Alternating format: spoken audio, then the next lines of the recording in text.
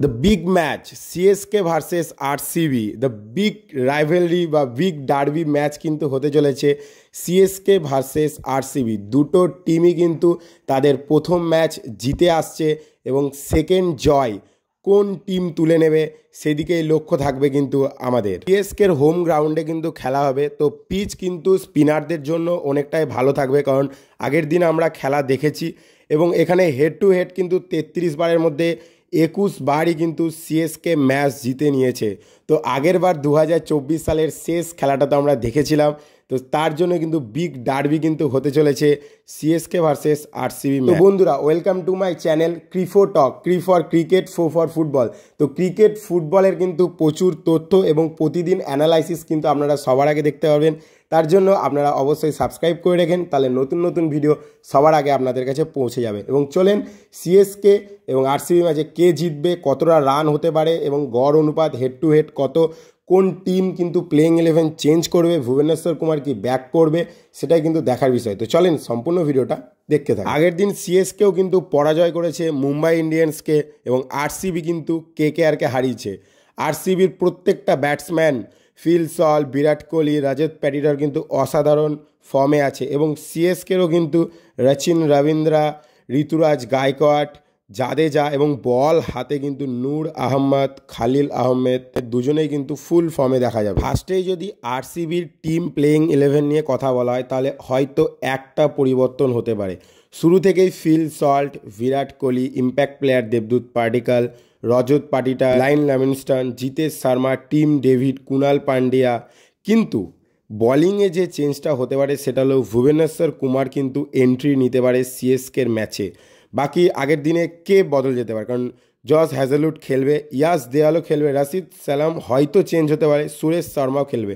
আর এই সিএসকের হোম গ্রাউন্ডে কিন্তু স্পিনাররা ভালোই সুবিধা পাবে। সিএসকের প্লেইং 11 নিয়ে যদি কথা বলা হয়, তাহলে আপনারা বলতে পারেন পাথি রানা হয়তো আরসিবি ম্যাচে ব্যাক করতে পারে, কিন্তু নেথেন এলিসও কিন্তু দারুণ বোলিং করেছেন। সিএসকের প্লেইং 11 রচিন রবীন্দ্রা আগের দিন 45 বলে 65 রান, নট আউট, লাস্টে 6 মেরে দিয়েছিল। ধোনি ভক্তরা একটাই কথা বলেছিল, যদি ধোনি 1 রান করতো, আমারও এটাই মন বলছিল।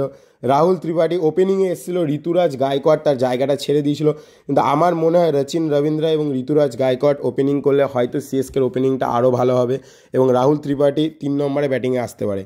শিবম দুবে, দীপক হুড্ডা, স্যাম কারান অতটা ফর্মে না এলেও এনাদেরকে আমরা চিনি এবং ভরসা করি। শিবম দুবে দারুণ ফর্মে ব্যাটিং করেন, বড় বড় ছক্কা হাঁকায়।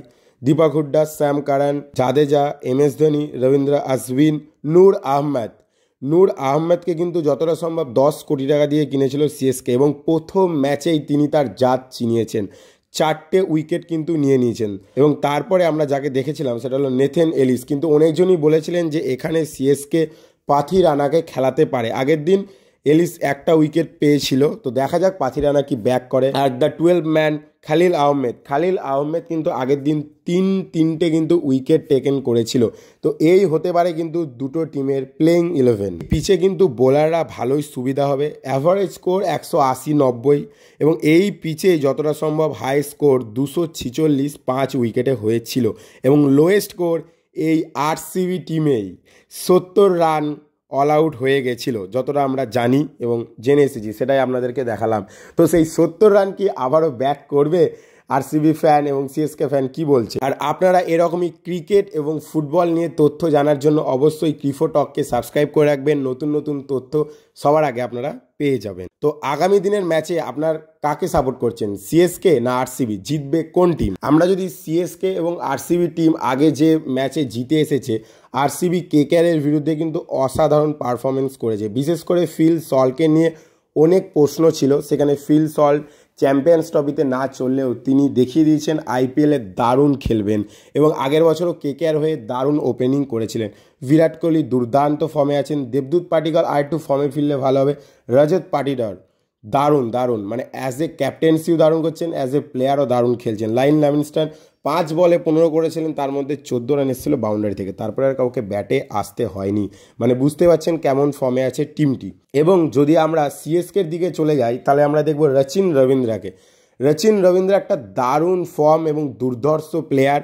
দারুণ ফর্মের মধ্যে দিয়ে যাচ্ছেন রচিন রবীন্দ্র। আমরা চ্যাম্পিয়ন্স ট্রফিতে দেখেছি তার ফর্ম, এবং আইপিএলের শুরুর ম্যাচেই দেখেছি নট আউট থেকে 65 রানের একটা পারি কিন্তু তিনি খেলেছিলেন এবং সিএসকে ম্যাচ জিতিয়েছিলেন। তো আপনার কাছে কি প্রশ্ন আছে? সিএসকে ভার্সেস আরসিবি ম্যাচে কি রচিন রবীন্দ্রের সাথে রাহুল ত্রিপাঠী কি ওপেনিং করবে, না আপনি চাইছেন যে গায়কোয়াড়কে? কারণ আমার মতে গায়কোয়াড় নিজের জায়গাটা ধরে রাখলে ভালো হয়, গায়কোয়াড় ওপেনিং এলে ভালো হয়, এবং রাহুল ত্রিপাঠীকে আমরা সানরাইজ হায়দ্রাবাদের হয়ে বা কেকেআর হয়ে কিন্তু 3 বা 4 ব্যাটিং করতে দেখেছিলাম। তো সেটা কিন্তু রাহুল ত্রিপাঠী নিজে আসতে পারে এবং গায়কোয়াড় কিন্তু ওপেনিংয়ে যেতে পারে। শিবম দুবে আশা করি ফর্মে ফিরে যাবে, বড় বড় তিনি ছক্কা হাঁকান এবং সিএসকের হয়ে দারুণ করেন। এমএস ধোনি ফ্যান বা ধোনি ভক্তদের একটা ইচ্ছা থাকবে যে ধোনি যদি একটু 1 বা 2 রান বা কিছুটা রান করেন।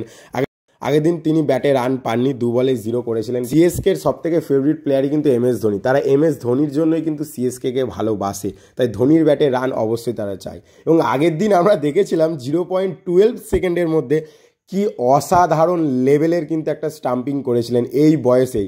কে বলেছে ধোনি বয়স হয়ে গেছে? 0.12 সেকেন্ডে এত সুন্দর একটা স্টাম্পিং কিন্তু এমএস ধোনি বা মহেন্দ্র সিং ধোনি করেছিলেন।